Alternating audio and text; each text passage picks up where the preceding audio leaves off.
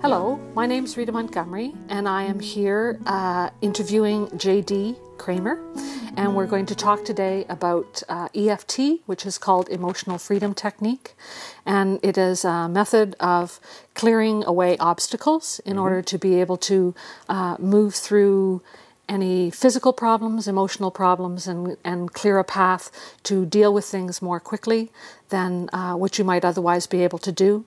It's a methodology that I first came across about 3 years ago, and it was introduced to me by a woman that had taken a workshop in it, and she demonstrated it for me so that she walked me through the whole process, as Jay Dee's going to show you.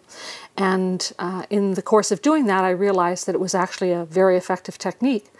And as life would have it, I got busy and didn't have the occasion to do it again until I met Jay Dee. And that was maybe about 6 months ago that we met. Yeah, about 6 months. And so I'm going to let Jay Dee explain a little bit about his work and how he came to be doing this type of work, emotional freedom technique. Okay. I was first introduced to EFT by my mother, who was searching for alternative healing methods.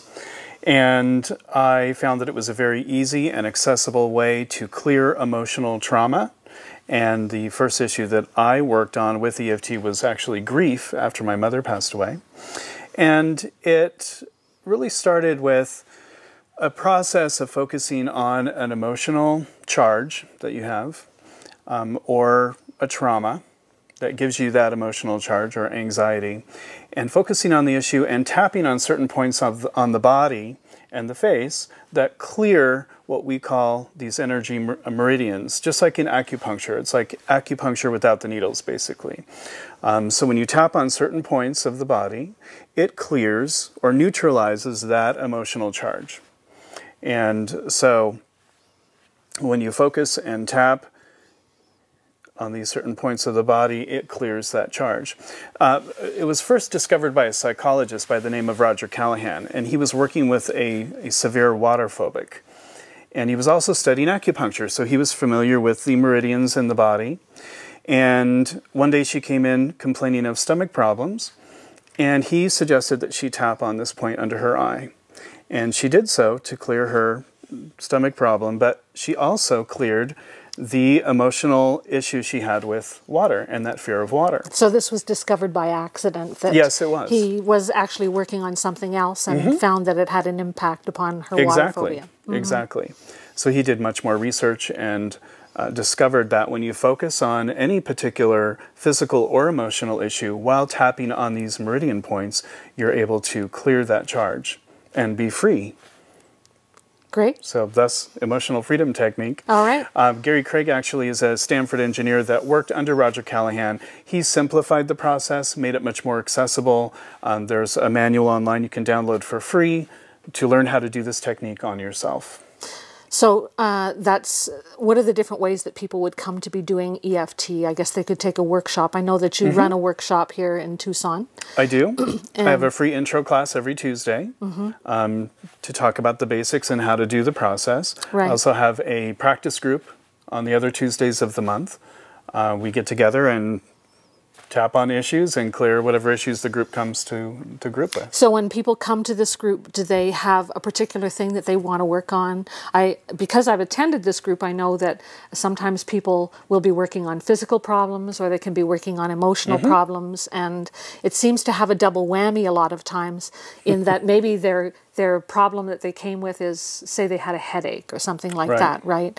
And then they'll realize it in the course of doing the session that it impacts other things too. Right. Many times there is an underlying emotional issue contributing to your headache, for example. Right. So when you're clearing that energy surrounding the headache, sometimes the emotions come up, sometimes a memory or a thought or another aspect. Maybe you're going through some other stresses in your life that are creating that headache. I've noticed when we've been doing these workshops, just like Jay Dee is talking about, that sometimes you'll be doing some tapping, and one of the nice things that I especially enjoy about it is that it starts to calm your emotions. It starts to, and there comes to be a whole group impact where the whole group sort of calms each other's emotions. Well, there's that group energy too, when everyone gets together with a singular focus. Yeah. You know, and clearing that energy as a group, it can be much more powerful. Yeah. It's been interesting, too. It happens sometimes in these groups that Jay Dee will invite someone to start working on a specific problem that they have. Say, for example, a physical problem. They've got pain in their back or that sort of thing. And as they start tapping, they'll realize that it's actually tied in with a bunch of other things as well. Right. That it's almost like pulling something out of your sleeve. That's you right. start out with back pain, and then it ties into, and these ideas just sort of pop into their head, right? Well, and there's layers to every issue. There seems to be layers. Many times when I'm working with a client that has anger over a particular relationship or a problem in their life, Right. we'll do the tapping to calm that anger and release that anger. Right. And sure enough, there's another emotion underlying the anger. Many times it's sadness. Right. So then we refocus on the sadness and do the same tapping technique until the sadness dissipates and dissolves. Right. Shall we do a demonstration of this? Certainly. Okay. Okay. I'm going to have Jay Dee give a demonstration of what EFT tapping is all about. And this is an abbreviated version that you're going to demonstrate for us at this time. And these are the points that we use most of the time to clear most issues. Right. Now, if I'm remembering correctly, there are a whole bunch of different possible protocols for different types of problems. And if you're interested in pursuing it further, in addition to coming to Jay Dee's group, which I highly encourage you to do, just because it's lots of fun and it's really very effective.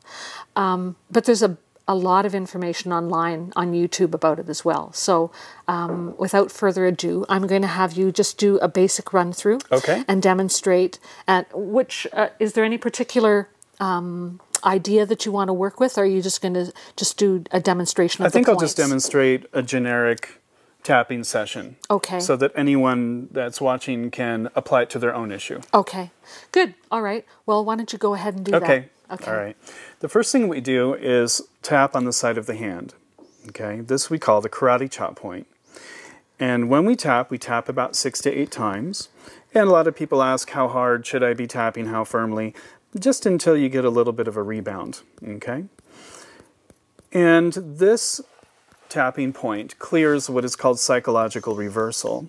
Roger Callahan, the creator of this process, or the discovery of this clearing point, he was asked, what is the most important discovery with this tapping technique? And he said it was this point right here, and this clears psychological reversal or self-sabotage.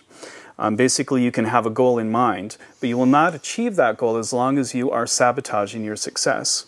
And many times we have this voice in the back of our head that says, we're not good enough, we've tried before and we failed, or we're not deserving of success, so we will sabotage our success in healing.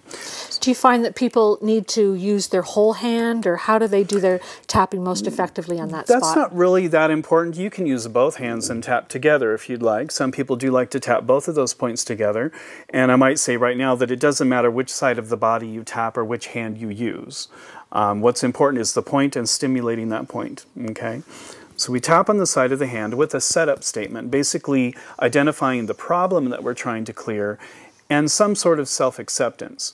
So we want to say, even though I have this problem, you going to follow along? I'm going to follow along, even though I have this problem. I deeply and completely accept myself. I deeply and completely accept myself. Or you can use the phrase, I love and accept myself. I choose to love myself. With children, I use the phrase, I'm still a good kid. They seem to relate to that better. Right. And so if they have a hard time saying, I deeply and completely love and accept myself. A little wordy for a child. I'm okay. Maybe. Right, I'm okay. And that's good enough, right? So identifying the problem and then some sort of self-acceptance. Right. Okay. So even though I have this problem, I deeply and completely accept myself. I deeply and completely accept myself. And we do this 3 times, okay?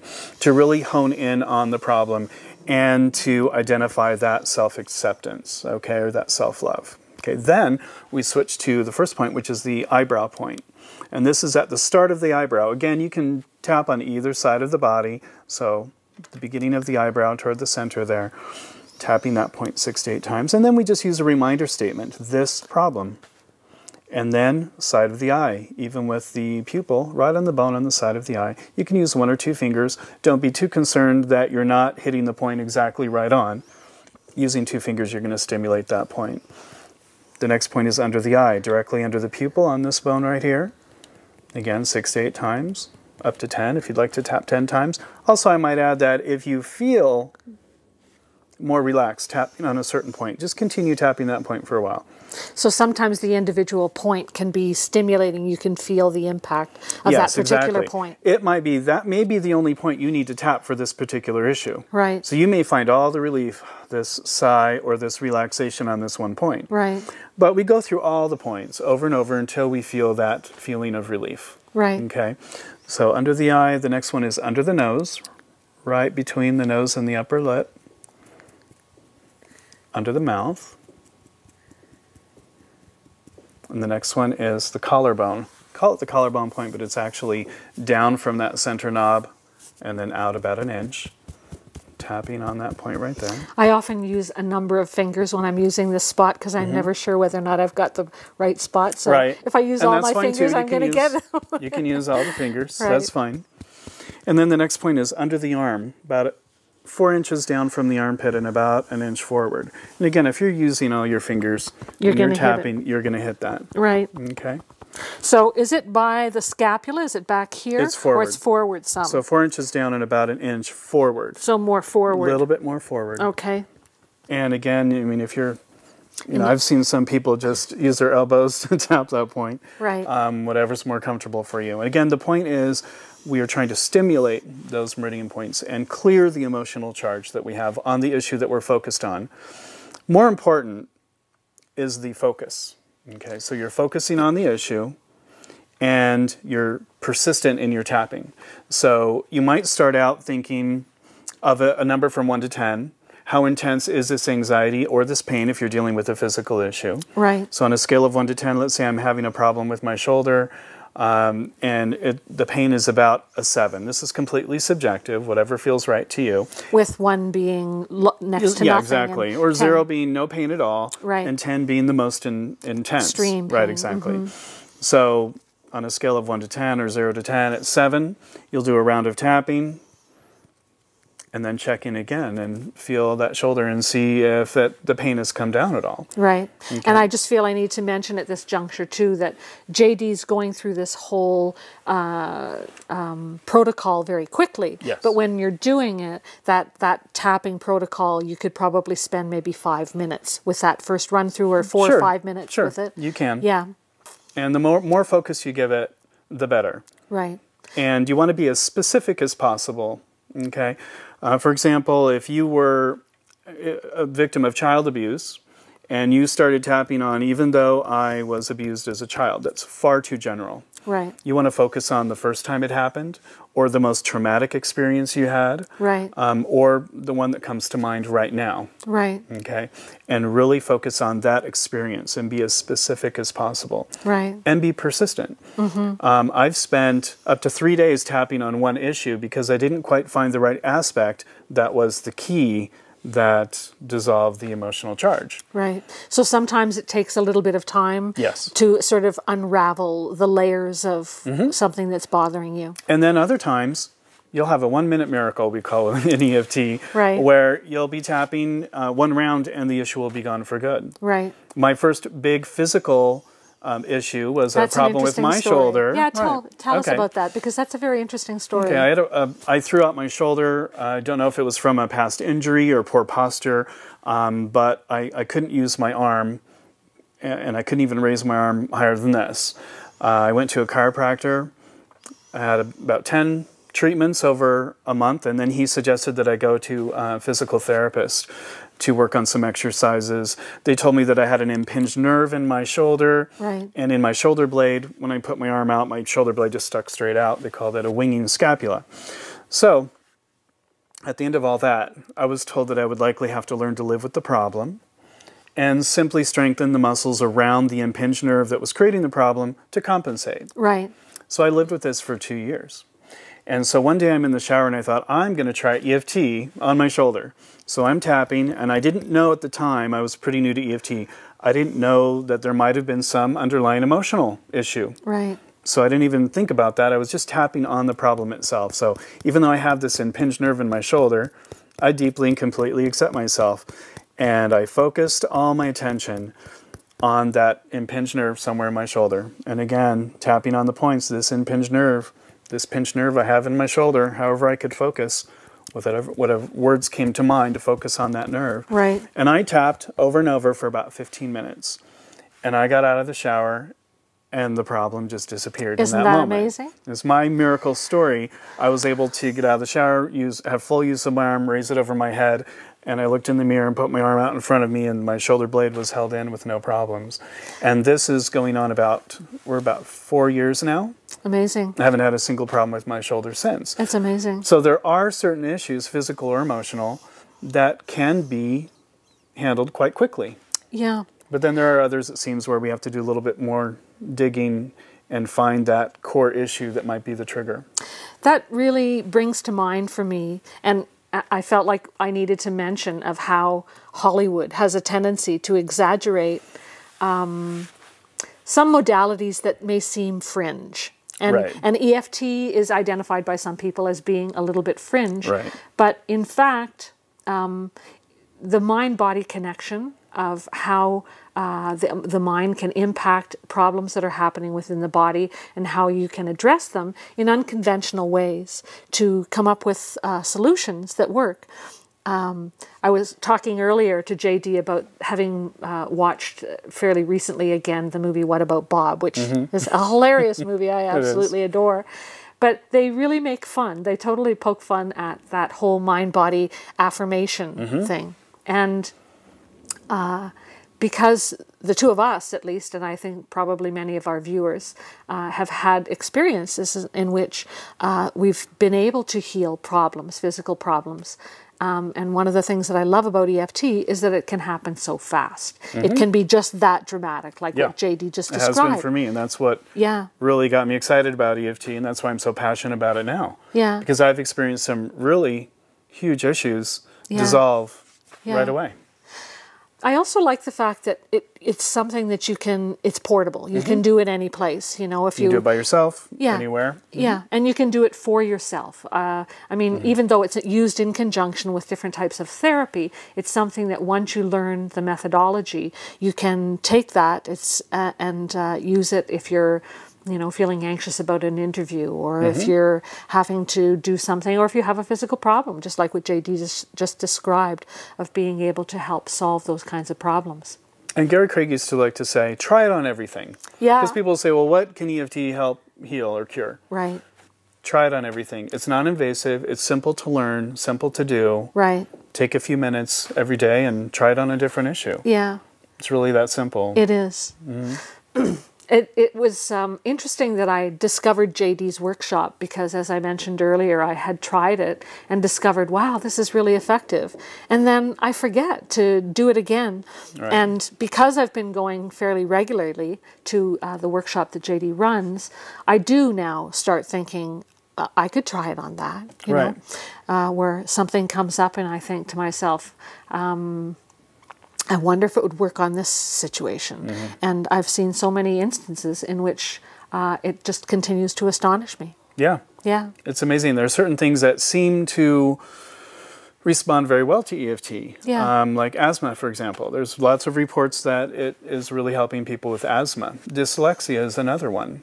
Post-traumatic stress disorder is another big one. Post-traumatic stress disorder, people can see the obvious correlation between the mind-body connection. Right. But you don't, well, I guess people also realize that with asthma, it's aggravated with stress. It's aggravated with worry. But it's interesting that it would really just bring it right back down to a manageable level. So it certainly demonstrates pretty clearly that mind-body connection that we were talking about. Now, there are certain things that EFT doesn't seem to work so well with, and one of those is ADD. Right. There are actually practitioners that have ADD and share their own experience about using EFT. Right. while it can help them get through their day. Right. And they will do their rounds of EFT every morning for the issues that they normally have with their condition. They seem to need to repeat it every day. But it is still a tool. So it's a management tool. Exactly. Definitely a management tool in that case. Right. Interesting. I would never have thought of using it for ADD, but it makes perfect sense. Do you have ADD? No. That's probably why I didn't think about it. But the key is to try it on everything. Yeah. There really isn't anything that EFT can't at least help with. Right. Even with serious disease, fibromyalgia, for example, while it may not cure fibromyalgia, and I would not even venture to say that EFT will cure everything, but it can at least help manage these symptoms or the discomforts of a disease such as that. I remember now another interesting aspect of it, and that is that you can tap for someone else. And Yes. And that's something that I experienced firsthand from the workshop. It had never really occurred to me to try it's called that. surrogate tapping. You're Surrogate tapping on behalf of another person. Right. Jay Dee often tells the story of how he does surrogate tapping for his son. And Yes. then his son says, stop doing Stop that. tapping, right? Because he knows I'm doing it. And he's even noticed right away when he's really upset about something, and when he was younger. He's 13 now. He might be a little embarrassed about this story, but would be throwing a tantrum in the corner, and then I'll just do some tapping and just assume his energy. What is he feeling, and what frustrations is he experiencing right now? And I'll just do the tapping as if I'm him. Right. And in a few moments, he would just settle down, sit down, stop screaming. It's amazing. And he would look at me and say, "You're tapping, aren't you?" So this type of energy work, Yes. okay, is applicable in helping other people. And on a certain level, I think everyone would understand if I said we are all connected on a Yes. certain higher level. Okay? Most definitely. And so we just utilize that connection and do the tapping to help clear their energy as well. Right. Great. So just wrapping up, I mentioned that Jay Dee is running a class that happens. Why don't you tell us about that? Okay. The first Tuesday of every month, I have a intro class. I teach the basics of EFT, and we go through the setup statement and the rounds and show some examples. And then the other Tuesdays of the month, we just have a group get together, and whatever issues they'd like to work on, we'll tap on their issues. Sometimes in those groups, I'll be working on an individual, more one-on-one, or as a group, we will focus on an issue that perhaps everybody has experienced. There are some pretty core issues that are common, like not feeling worthy, or I'm not good enough. Very common, yeah. That's a very common issue. It's It really is. almost the basis to everything, or self-love. Yes. A lot of times I'll be working with a client, and we'll get down to the core issue, and it turns out that Yeah. they're having a difficulty with loving themselves. Yeah. So I think that's a planetary one, isn't it? Yeah, it's a planetary one. It is a planetary one. So most every Tuesday we have this practice group. I do have a guest speaker the last Tuesday of the month. And this is through Tucson Energy Healers Group. We haven't mentioned that yet. And that can be found on meetup.com. So people can call you, Certainly. or call me they for the can information. look up the meetup or your website online. Exactly. And find out. I encourage you to come out to Jay Dee's group. It's really very... it's very effective. This is a technique that is so applicable to any stresses or physical problems that are arising for you, and it's a tool that you can, as I said earlier, you can take with you, and it's tremendously effective. So, thanks for coming and joining me today. You're welcome. My pleasure. This is my first session on television here, and I'm so glad that you all dropped by to take a look. So, thank you. Thank you.